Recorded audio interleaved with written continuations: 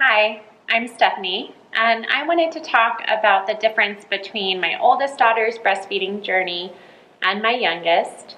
My oldest had a really difficult time latching. I had troubles bringing her to the breast. I had a lot of nipple pain. I really was discouraged by the process. She nursed for long periods of time, which made me absolutely exhausted.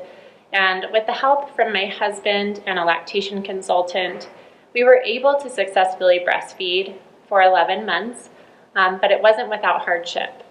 And so the difference between my first and my second was much easier. She took to the breast almost immediately after birth and nursed fantastically.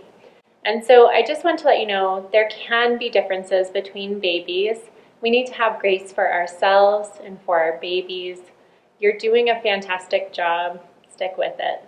Hi, my name is Carrie. I've breastfed two boys, now they're 9 and 6. But with my second little guy, he had a tongue tie, and he also had some feeding issues. So even though I didn't plan it, we ended up nursing for just past his fourth birthday, which I never really thought we would do. With my first, we nursed for 2 years, and my older guy just finished on his own. And then with my second guy, he was not eating any solid foods, and it was very interesting as we worked with early intervention on his feeding and worked with pediatricians because he became failure to thrive. It was very interesting working with the professionals and who was supportive and who was not so supportive of extended breastfeeding. And I even had a pediatrician tell me that I should put Band-Aids on and basically tell him that it was all gone. And to me, that was very upsetting because that was the only main nutrition he was getting was breast milk at the time. And so I'm so glad that I didn't listen and I kept pushing through, and we worked with, great OTs and speech therapists to get him eating solid foods.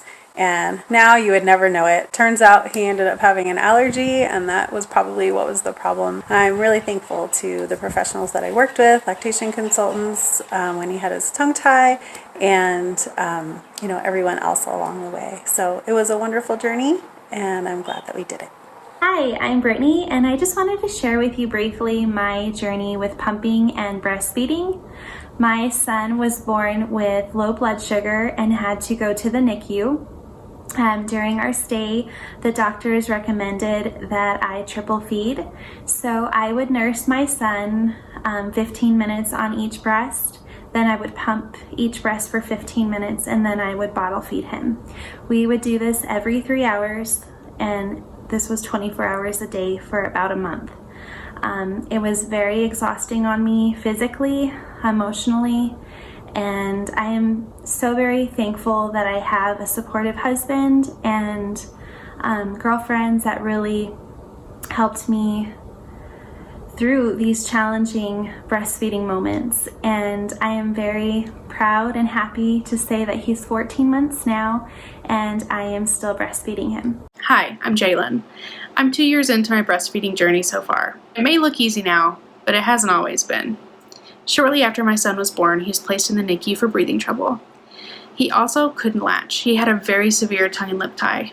We met with a pediatrician while we were in the NICU who recommended a tongue tie correction, which we agreed to. Unfortunately, he had two, and neither of them worked in hospital.